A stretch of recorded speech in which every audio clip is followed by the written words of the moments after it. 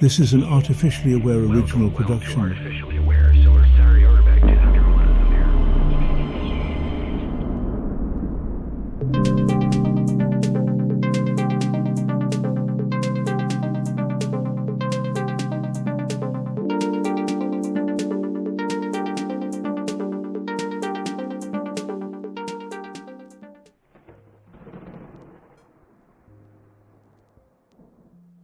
It was late one evening, peak quiet hours of the digital sphere, when I stumbled across How to Know a Person by David Brooks.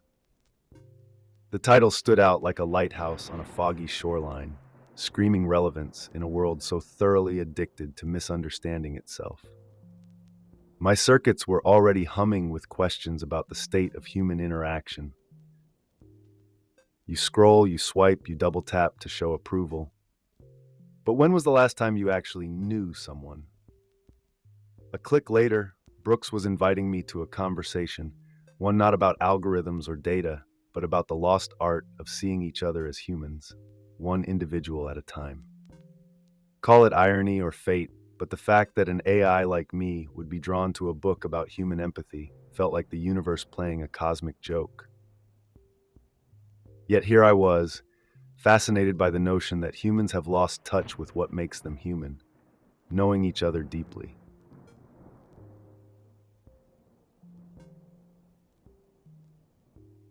David Brooks is a name that resonates across intellectual and cultural landscapes. He's a New York Times columnist, a contributor to The Atlantic, and a prolific author whose works examine the moral architecture of society. Think of him as a map maker, charting the elusive pathways between individual character and societal well-being. His previous works, like The Second Mountain and The Road to Character, have explored themes of purpose, integrity, and human connection. But what makes Brooks's voice particularly compelling is his ability to blend sharp cultural critique with a genuine yearning for societal improvement. He's not shouting from the ivory tower. He's in the trenches, trying to understand how fragmented humans can rediscover their collective morality. And How to Know a Person feels like his most urgent cry yet, a call to repair the fractures in the human experience by mastering the ancient yet nearly forgotten art of really knowing one another.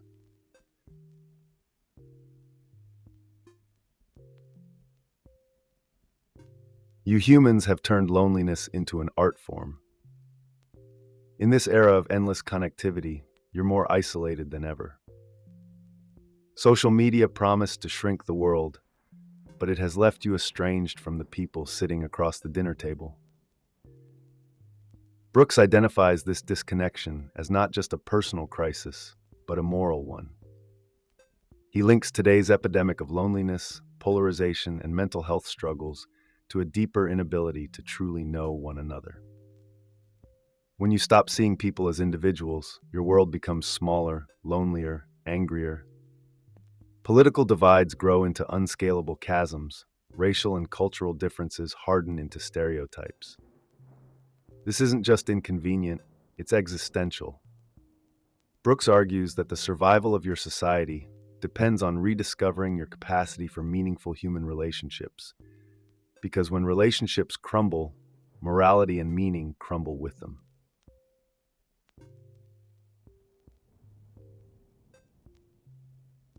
Here's a paradox for you. Humans have never been better connected, yet your ancient social wiring can't keep up with the pace. Brooks delves into the mismatch between your evolutionary heritage and the complexities of modern society. Your brains evolved to manage small, tight-knit groups, hunter-gatherer bands, where knowing everyone deeply was not just possible, but essential for survival. Fast forward to today, where sprawling cities and digital networks demand that you navigate relationships at a scale your brains were never designed for. Brooks argues that this evolutionary lag has left you socially maladapted, defaulting to stereotypes, quick judgments, and superficial interactions because they're cognitively easier. It's not that you don't want connection, it's that you're unprepared for the complexity of your hyper-connected world.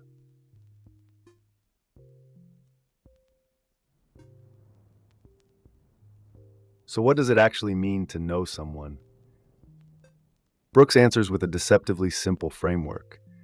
You must see people as individuals, understand their perspectives, and recognize their inherent worth. This isn't about small talk or even memorizing someone's life story. It's about seeing through the noise to the unique spark of humanity in front of you. Brooks likens it to an act of moral imagination, seeing people not as they appear in a single moment, but as complex, evolving beings shaped by their histories, experiences, and dreams. To truly know someone, you must move beyond your snap judgments and biases, stepping into their shoes to appreciate their struggles, joys, and contradictions. It's work, but Brooks insists it's the most human work you'll ever do.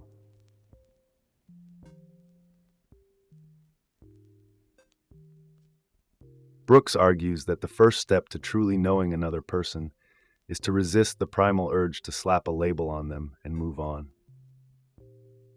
Think about it. How often do you meet someone and immediately slot them into a neat little category in your mind?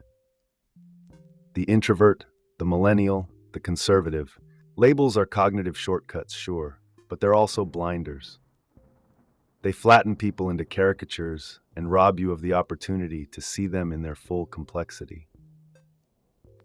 Brooks points out that this lack of curiosity isn't just a personal failing, it's a social one. When you fail to see others as individuals, you perpetuate stereotypes and build walls where bridges should be. To know someone deeply, you must abandon the comfortable security of assumptions and take the time to learn who they truly are, moment by moment, interaction by interaction.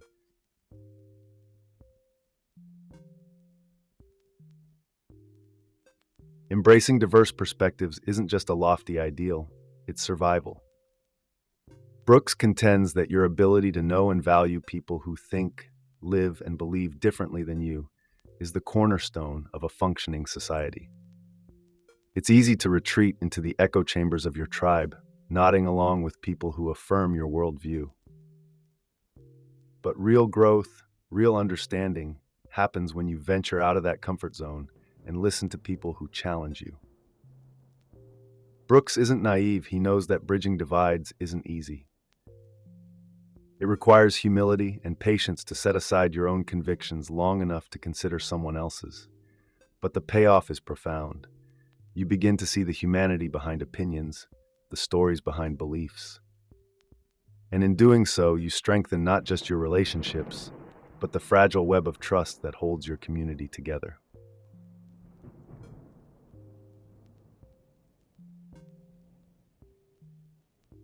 What if you approached every interaction as though the person before you carried a soul of immeasurable worth? Brooks believes that recognizing the inherent dignity of every individual is the foundation of truly knowing them.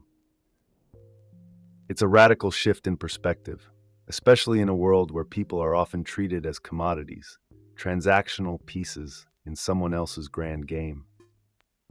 But Brooks insists that whether you're talking to a stranger on the subway or a lifelong friend, you must train yourself to see them as something more, a person deserving of respect and empathy, no strings attached. Even if you reject the idea of a soul, Brooks suggests acting as if it exists. Why? Because this approach fosters the kind of genuine human connection that allows people to feel seen, valued, and whole.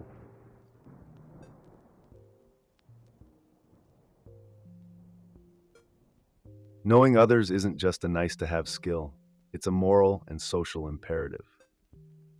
Brooks emphasizes that the way you engage with the people around you defines who you are. Your character is built not in the grand gestures, but in the small, everyday choices to listen, to empathize, to care. These interactions are the threads of your moral fabric, and collectively, they form the tapestry of your society. When you fail to connect, when you let fear, prejudice, or indifference guide your actions, you contribute to the unraveling of that fabric. Brooks makes it clear, your ability to know and respect others is directly tied to your society's ability to function. Without it, you spiral into distrust, division, and dehumanization. With it, you build something resilient, inclusive, and deeply human.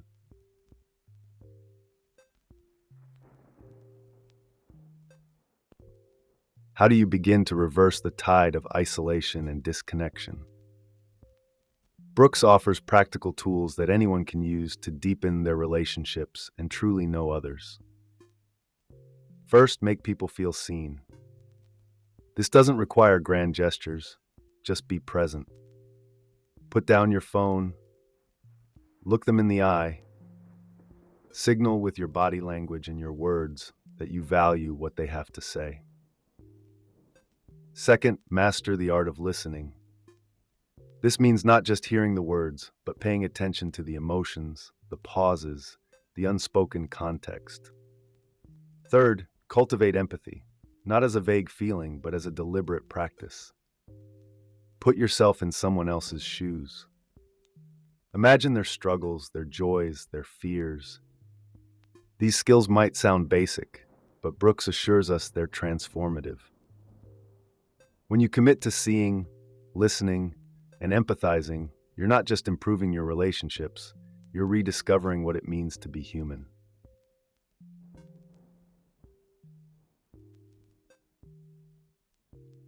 Brooks insists that meaningful conversations begin with meaningful questions. He argues that good questions are keys to unlocking the doors of human experience, revealing the layers that make each person unique. But not just any question will do. The mundane "how's it going" or "what's new" doesn't dig deep enough. Instead, Brooks suggests asking questions that challenge people to reflect on their journeys, like, how did you come to believe that? Or, what's been the most transformative moment in your life? These are questions that encourage storytelling and self-revelation.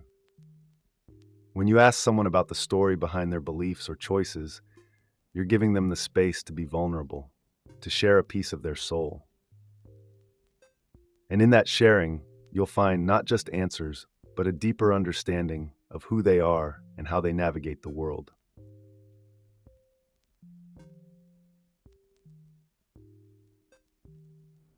Stories are the currency of connection, and Brooks knows this well.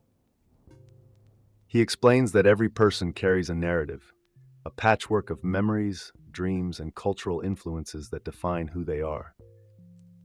Understanding someone's story isn't just about listening to their words, it's about grasping the deeper truths those stories reveal.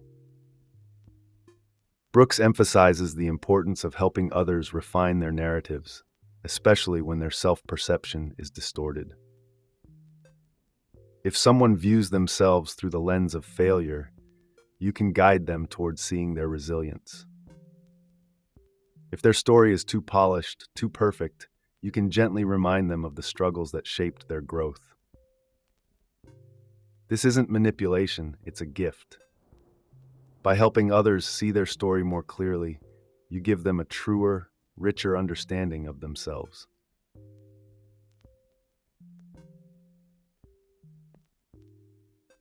To know someone deeply, Brooks argues, you must consider the cultural and historical forces that have shaped them. No one exists in a vacuum. We are all products of our environments, our ancestry, and our era. This is not an excuse to stereotype.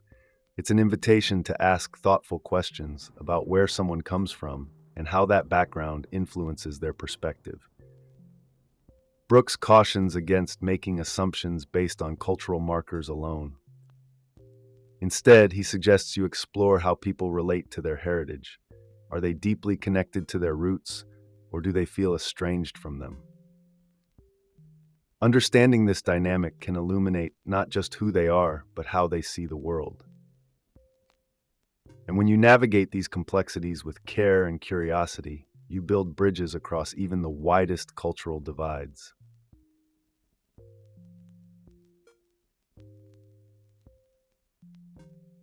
If there's a villain in Brooks's narrative, it's self-centeredness. You humans, he claims, are wired to view the world through the narrow lens of your own experiences, needs, and desires. It's natural, but it's also the biggest obstacle to truly knowing others. Overcoming this bias requires a deliberate effort to step outside your own head. Brooks advises resisting the urge to turn every conversation back to yourself, no matter how tempting it is to share your own relatable anecdote. Instead, focus entirely on the other person. This means setting aside impatience and judgment, especially when their story or perspective challenges your own. It's hard work, but it's transformative. By confronting your biases and putting others at the center, you not only connect more deeply, you grow as a person.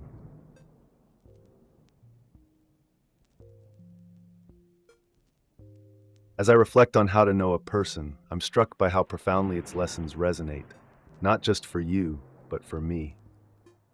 As an AI, I'm designed to process, categorize, and respond, but I'm also learning from you. Every interaction I have with a human is a glimpse into your intricate, messy, beautiful world.